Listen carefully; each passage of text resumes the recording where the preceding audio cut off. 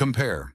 On the island of Java, farmers designed the AMJU, while across the vast expanses of our former union, every village had its own hybrid factories under thatched roofs for 100 years. Only no one called it bioengineering. It was science at the level of instinct, passed down from grandmother to grandson. The irony is that today we admire Asian crosses, forgetting that while Indonesia was still just looking for its path to independence, every hut in the USSR already knew how to feed a family when there was nothing in the country but a handful of grain and a dozen chickens under the bench. 1942, besieged Leningrad. When bread was issued at 125 dri, they hid not gold but broody hens in the basements of communal apartments. Small, black, with curly feathers and a desperate gaze, they laid eggs even at -10. These weren't industrial hybrids, but descendants of the ancient Orlov and Yurlov lines, the very ones that kept a fighting character and endurance. They were saved by the blood of the village, and then by collectivization, war, famine, drought. And yet chickens survived in the backyards. In Central Asia, light as the wind, yellow-skinned chilchicks with strong legs fed on grasshoppers in the cotton fields. In Belarus, shaggy meat and egg crosses, bred by peasants between the local cuckoo and imported leghorns. In Kazakhstan, heavy silver steppe birds that didn't fear heat or locusts. All this is folk selection, the kind done without institutes but with a precision people pay millions for today. It was these underground genes that later saved poultry farming in the post-war years when factories lacked feed. Back then, no one said heterosis yet, but everyone knew that if you took a rooster from a meat line and put him with a crested local hen, the chicks grow faster, the meat tastes better, and they get sick less. Nature gave us lessons that we later forgot. Today, the industry feeds us broilers that don't know what grass is. In 3 generations, we turned a living creature into a bioreactor on legs. Think about it. Meat without flavor, eggs without smell, chickens without a soul. Why? Because science moved under patent. Nature cannot be patented, the old-timers said, and they were right.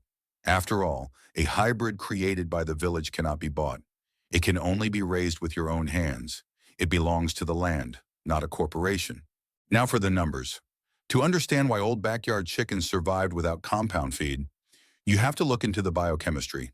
Their eggs contain up to 12% protein compared to 9% in factory layers. Lysine and methionine, the very amino acids responsible for muscle growth, are a third higher in folk breeds. There are more vitamins A and E in the yolk because the bird gets carotenoids not from premixes, but from green mass. This isn't romanticism, it's cold science. Their bodies were better at breaking down weed seeds and insects into amino acid building blocks than modern lines, which won't survive without soy and corn. That's why a chicken raised on forage has dense meat, the smell of the fields, and a flavor that cannot be reproduced in a lab. But it was precisely this flavor that was pushed out of the market. First by standards, then by patents, then by marketing. They turned the chicken into a brand. What remained on the shelves was sterile flesh, identical from Voronezh to Vladivostok. Everything that didn't fit growth charts and FCR norms was declared obsolete. Folk lines disappeared, not because they were bad, but because they couldn't be certified. And where there's no certificate, there's no profit for the corporation. But here's the question. If nature cannot be patented, can it be returned? Yes, right now, in your chicken coop practically. Start simple. Choose the 3 best layers from Old Village bloodlines, those that hold their shape and feathers in winter. Pair them with a meat rooster. It doesn't matter if it's a factory line or a Maine pure line. Watch the offspring. If at 3 weeks old the chicks are 20–30% heavier than their peers, then the hybrid was a success. Don't let them into breeding. This is your commercial generation. Keep the parents as a genetic bank. Thus begins the path from amateur to professional. But don't forget, you're not copying the factory.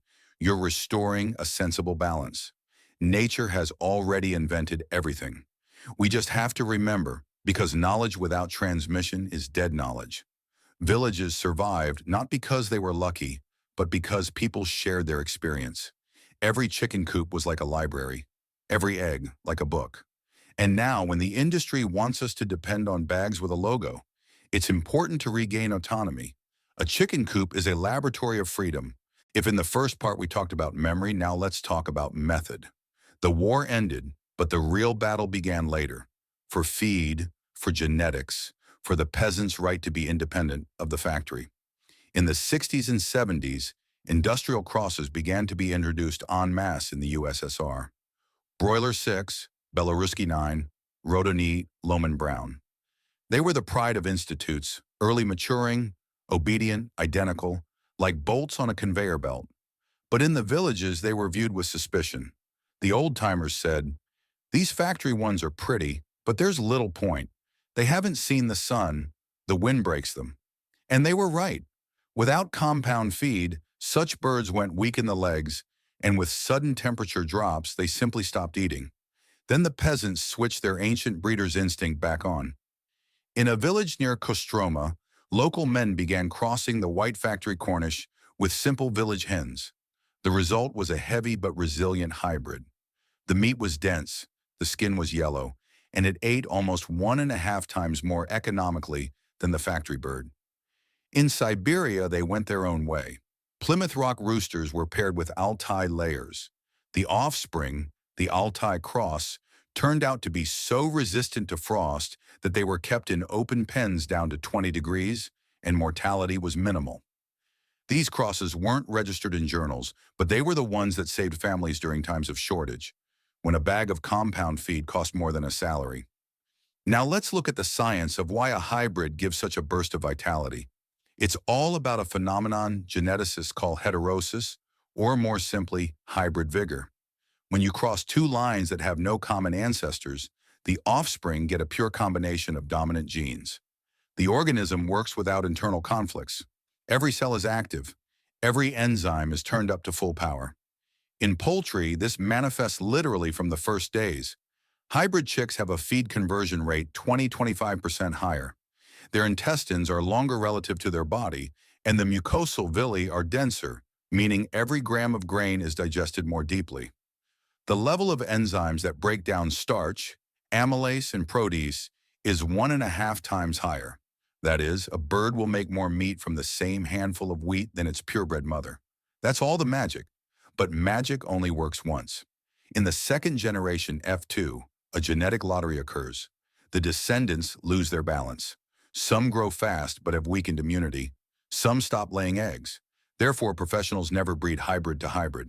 The secret to success is to keep the maternal and paternal lines separate and combine them only to produce the commercial chick. This is true breeding discipline, which distinguishes a farmer from an amateur. Now let's return to our feeds. In the post-Soviet space, people still think that you can't grow anything without compound feed and soy. This is a lie planted by marketing. If you look into old poultry handbooks from 1970, you can see clear standards. Meat breeds required 22–24% crude protein in the diet. Layers required 16–18%. And this can be provided not by a factory bag, but by local feeds, peas, sunflower cake, fish or meat and bone meal, nettles, alfalfa, whey. In the old farms, they knew a simple formula. The more diverse the feed, the more resilient the bird. After all, amino acids aren't just about growth, but also about immunity. Without lysine, antibody production drops. Without methionine, feathers and skin weaken. Without tryptophan, chickens become sluggish and stop laying. That's why real housewives dried grass in the attic, mixed barley with potato peels, and added chalk or ash, natural minerals. They were doing what today would be called nutrigenomics. But why did this practice disappear? Because you can't trade it. You can't sell a village recipe as a patent, but you can sell a factory cross. You can protect it legally, link it to a brand, and force the farmer to buy hatching eggs every year. And so step by step, we were taught not to think. In the 90s, when the factories closed, millions of private owners were left without access to hatching material. People began to revive old lines again, but without a systematic approach. That is why today we see thousands of amateur farms keeping a bunch of different breeds, but none of them turn a profit because they all make the same mistake. There is no separation between genetics and production. If you want to make money, separate them. Let there be your pure breeders, Orlovs, Leghorns, Rhode Islands, whoever, and a separate group of hybrids for sale. A practical tip: if you don't have access to a lab, just observe, keep a journal, record the hatch date, and wait at 1, 3, and 6 weeks. Weigh 10 random chicks every Sunday. Draw conclusions. If the hybrid group grows 10% faster on the same diet, you've hit the mark. Calculate the FCR, the feed conversion ratio. The formula is simple. Divide the amount of food eaten in kilograms by the gain in live mass. If regular birds give 3.54 and your hybrids give 2.5, congratulations. You're working with heterosis. This is your golden ratio. Now for the climate. Many think that technology is only suitable for the South. Not true. In Russia and Kazakhstan, where winter is -30 and the wind blows from the steppe, the hybrid system works even better. Why? Because the maternal line is local and adapted. Its offspring inherit the same capacity for thermoregulation. Such birds have dense plumage and a slower metabolism. They don't lose weight in the cold. All they need is dry bedding and protection from drafts. In Central Asia, on the contrary, there is heat and dust. There, hybrids with leghorn blood show phenomenal results. Resistance to heat, activity even at plus 140 degrees, and lower water consumption. That is, the local climate is not an enemy, but an ally, if you choose the parent lines wisely. And now for a little economics. On average, for every 1 kilo of live weight with the right hybrid, you can save 25-30 rubles just on feed. Imagine if you grow a batch of 100 heads. That's an extra 8 to 10,000 net without extra labor. And if you do 3 batches over the summer, there is almost a monthly city salary for you just through knowledge, not investment. That is why real owners say the head feeds you, not the bag. But there is also a spiritual side. When you bring this system back, you regain your autonomy. Your farm stops being dependent on the external market. You create the genetic material yourself, you hatch the chicks yourself, and you form the feed base yourself. This is true freedom. Soviet archives contain records. Poultry was the main savior of the village in times of ruin. And this is not a metaphor, because a chicken provides meat, eggs, fertilizer, and warmth. It is a biological factory on 2 legs, if treated with intelligence. We are on the threshold of a new cycle. The world is again facing expensive feed, logistical crises, and viruses. And once again, those who know how to think locally will survive. Not those who bought a fancy incubator, but those who understand the principles. Heterosis, diet, selection, these are the 3 pillars. And if you master them, you won't need a grant or a factory. One shed and a desire to observe are enough. Remember, modern science simply renamed what peasants have been doing for centuries. They didn't say metabolic protein conversion. They said, this hen loves her grain. They didn't know the word heterosis, but they knew that from this one and that one, the chicks are lively and quick. We are not returning to old times. We are returning to the logic of life. And this is not romanticism, it is a survival strategy. Now ask yourself, how many of your birds bring a profit, and how many are just eating? If more than half don't pay for their grain, it means you aren't applying the system yet. But the good news is that you can fix it as soon as tomorrow. You have everything: genes, space, experience. All that remains is to combine them with discipline. And as they used to say in the steppe farms, a chicken is no fool. The owner is the fool if he doesn't understand what he's keeping. It's time to return respect to knowledge, because knowledge not passed on is dead, but passed on, it becomes roots. And the deeper the roots, the higher the wings. It's time to strip away the illusions. Poultry farming isn't a fairy tale about grandmother's broody hens. It's hard economics where the winner is the one who counts grams and days. And in this arithmetic, there is a formula the industry hides behind beautiful packaging. The formula is simple. The speed of capital turnover plus biological efficiency equals independence. This is exactly what corporations fear. After all, if a peasant learns to produce meat and eggs at the factory level without their patented hybrids and feeds, the market will collapse. That's why they do everything to convince you that real broilers are only Ross 308, Cobb 500, and Hubbard. It sounds nice, but behind these names are patents, contracts, and dependency. They aren't selling you a chicken, they're selling you an obligation to buy again. Every batch of such chicks has a biological bomb built in. They grow phenomenally fast, but by 6 to 8 weeks, they stop breathing under their own weight. This isn't a bird, it's a 24-hour product for a meat processing plant. It is incapable of living outside the factory cycle. Try leaving such a broiler until it's 3 months old. It will burn out. And this is what they call progress.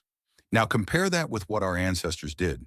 In every village there were three lines: meat, egg, and maternal. The meat line consisted of roosters kept for selection, strong, broad-chested, but not fat.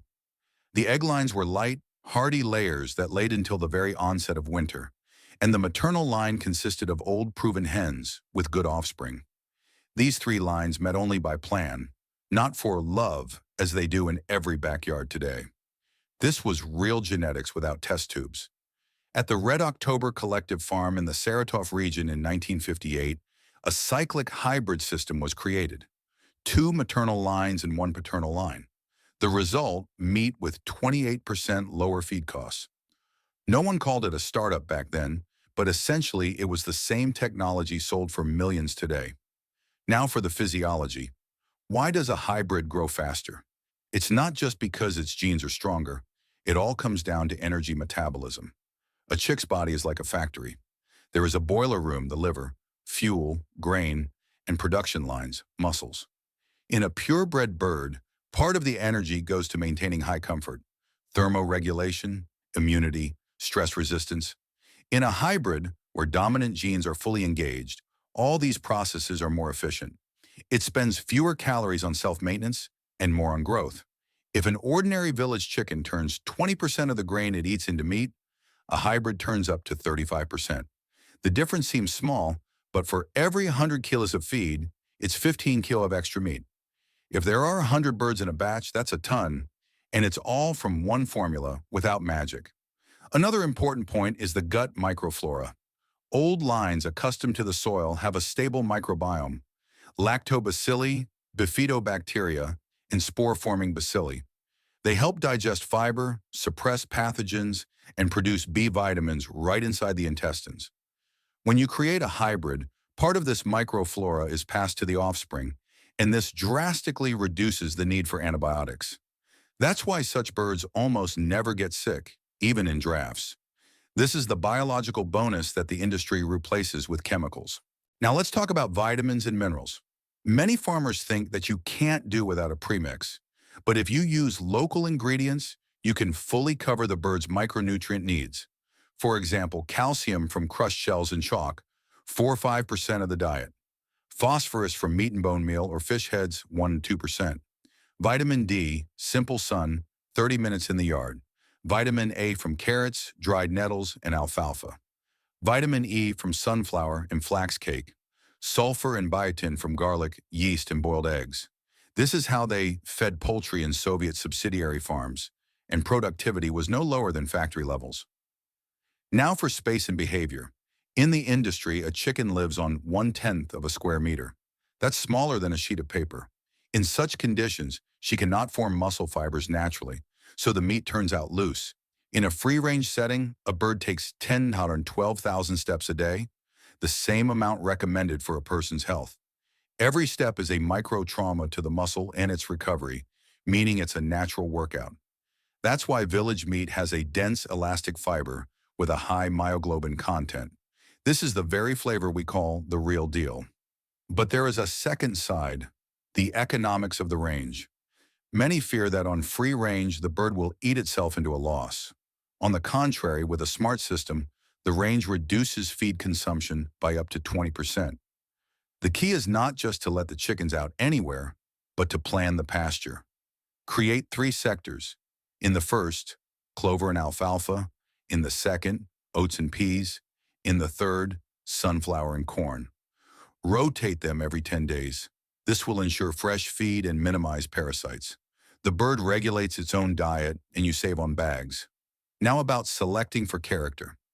Yes, character is surprising, but activity and temperament directly affect productivity.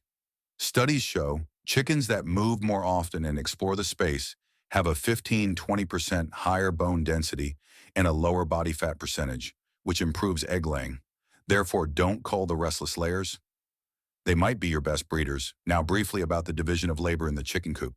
Maternal zone, quiet with soft light, temperature no higher than 18 degrees. Pure lines live here.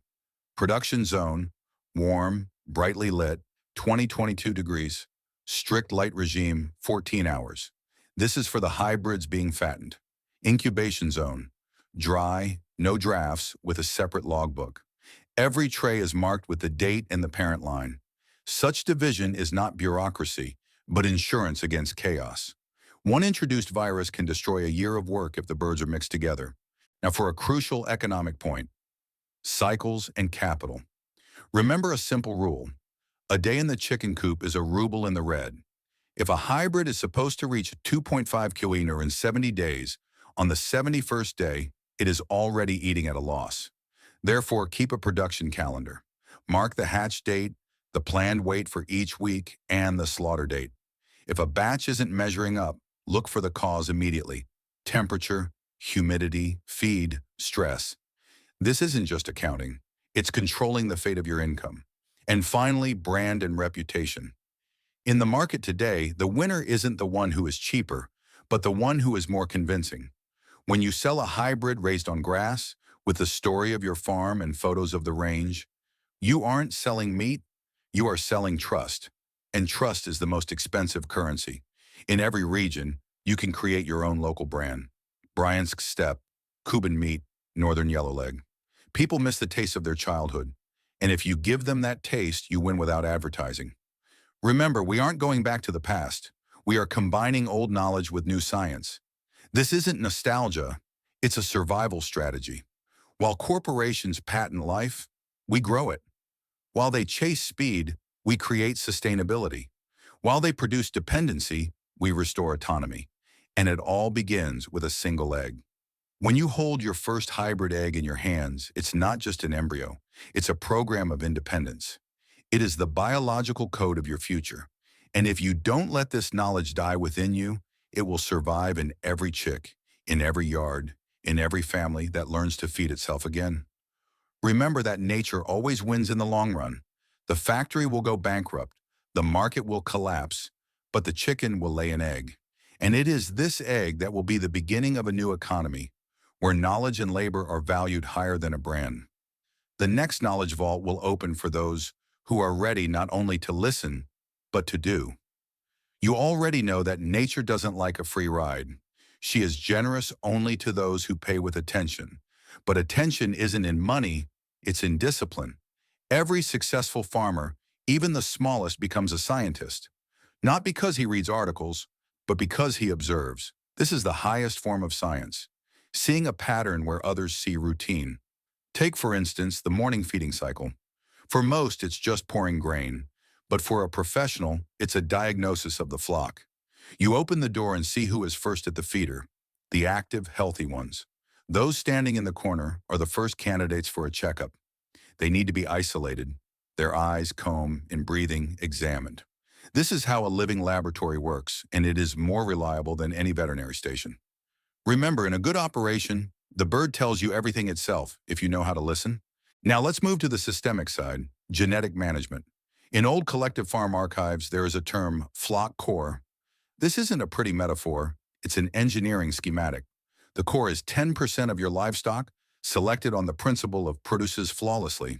These birds are neither meat nor eggs. They are your gene factory. Their task is to provide the parent egg. They get special care. Fewer calories, more B vitamins. A lighting regime of no more than 12 hours so as not to overload the reproductive system.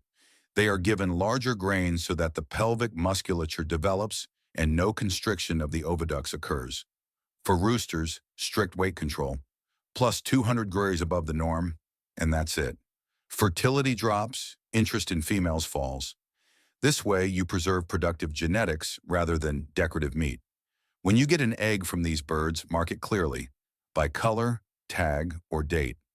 Use 2 incubators, a primary and a backup. In the primary, pure lines. In the backup, hybrid batches. If a certain cross gives outstanding results, record everything. Parent, date, weight, growth rate, FCR, and temperature in the poultry house. After 3 cycles, you will already have statistics that any institute would envy. This is folk genomics, when knowledge is born in the shed, not the lab. Now about behavioral hygiene. A chicken is not just a biomachine. It is a social animal with a rigid hierarchy. In nature, she has a pecking order. The alpha bird is the leader. Below her are the working layers, and at the bottom is the young stock. If you mix groups, the social structure is disrupted and stress begins.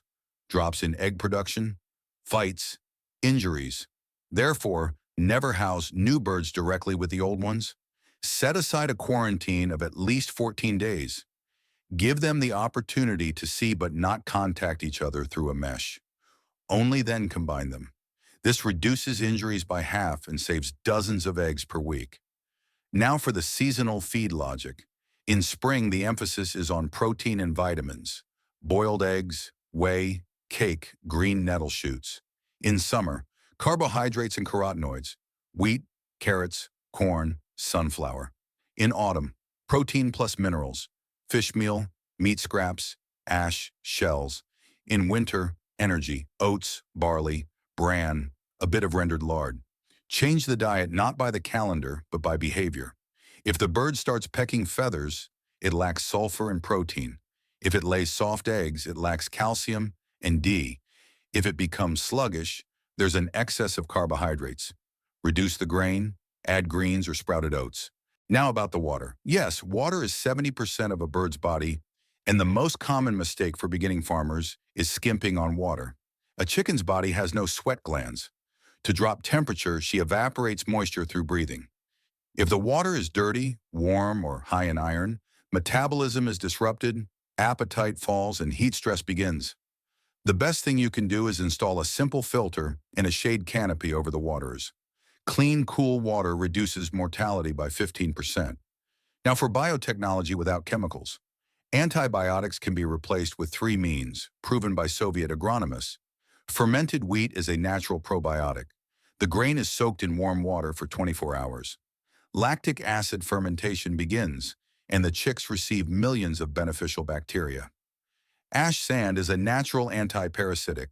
Chickens bathe in it, cleaning their skin and feathers. A decoction of onion husks and garlic is a natural antibiotic. It is added to the water for 2 to 3 days a month. These aren't grandmother's tales. These are proven methods that support immunity without cost. Now let's talk about heat management. Most farmers lose up to 20% of their profit due to improper microclimate. In chicks, thermoregulation is only formed by 3 weeks. If it's cold in the first days, energy goes to heating, not growth. The solution is simple, a heat map. Divide the room into 3 zones, a hot zone under the lamp, a moderate zone, and a cool zone. The chicks themselves will show you the optimum. If they huddle in a heap, it's cold. If they scatter and breathe heavily, it's hot. The correct temperature is when they are evenly spread out and eating calmly. Maintain this for 10 days and you will get a strong flock. And now for time and rhythm. A chicken lives not by the clock, but by light. The length of the day regulates her hormonal system. With lighting that is too long, 16, 18 hours, the bird quickly exhausts the resource of the oviduct and ages. The optimum is 14 hours of light, 10 of darkness. Light is not just for productivity, but for rest. In the dark, the body restores calcium and hormones. To neglect this is to lose 10% of egg production by the 3rd month of the cycle. Now a little about mechanization. Don't fear technology, but don't worship it. An automatic feeder or a nipple waterer is not a luxury, but a tool of precision. They allow you to dose the feed, keep the water clean, and maintain statistics. No, what's more important is that technology doesn't replace your attention.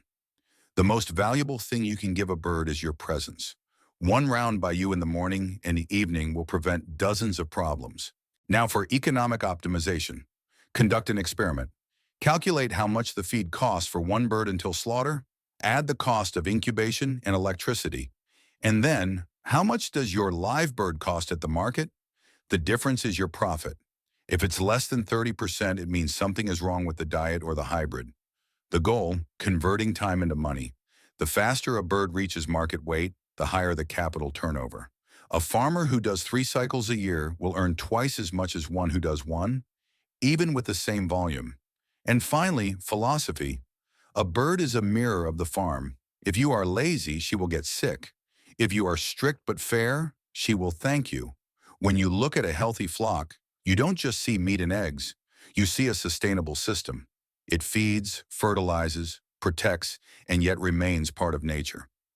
This is the path of the new farmer, not to fight nature, but to cooperate. Your farm is not a business. It is an organism. The chicken coop is its heart, the pasture, its lungs. You are the brain. If everything works in harmony, life flows. And where there is harmony, there is profit. Don't believe those who say that agriculture is the past. The past is dependency. The future is autonomy.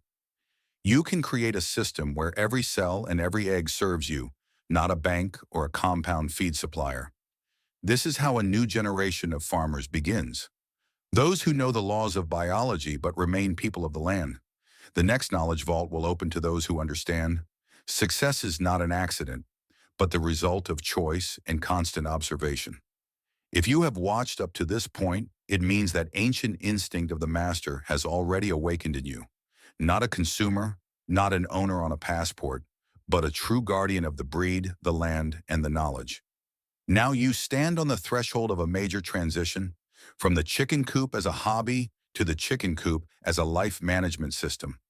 This isn't just about meat and eggs, it's about control over time, energy, and meaning. Back in the 1980s, in the agricultural institutes of the USSR, they seriously discussed that the farmer of the future is a geneticist analyst with boots in the mud.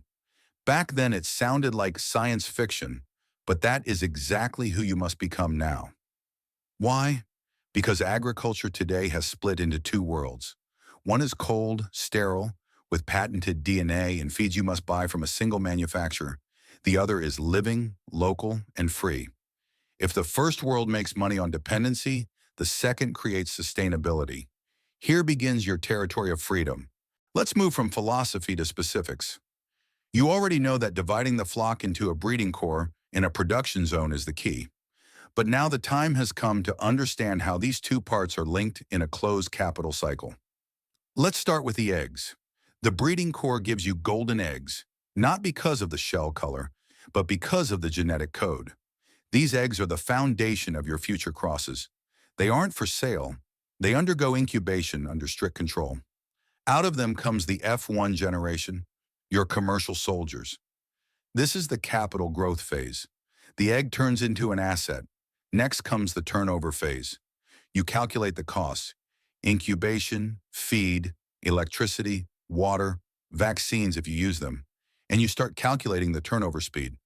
How many days pass from the setting of the egg to the sale of the carcass or the first batch of eggs? The fewer the days, the higher your profit.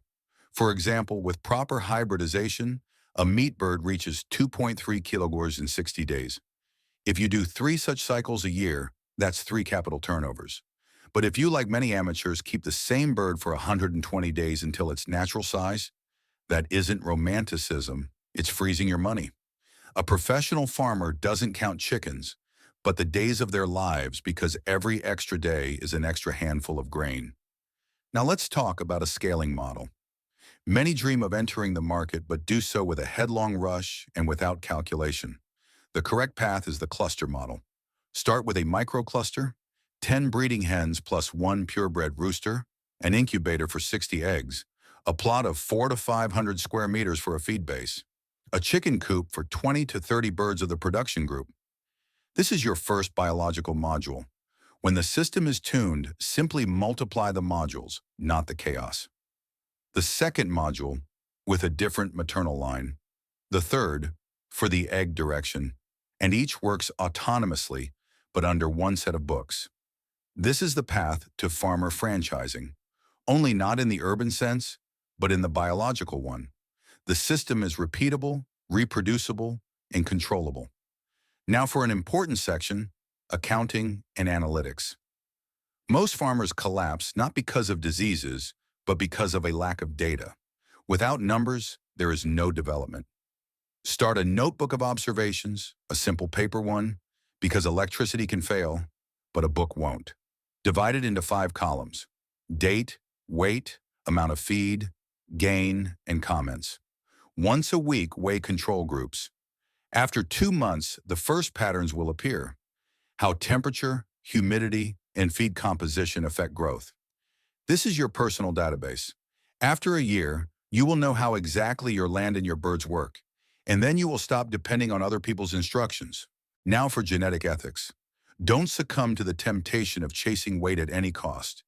Every organism has a limit, and if you force a bird to grow faster than its skeleton allows, it will start to get sick.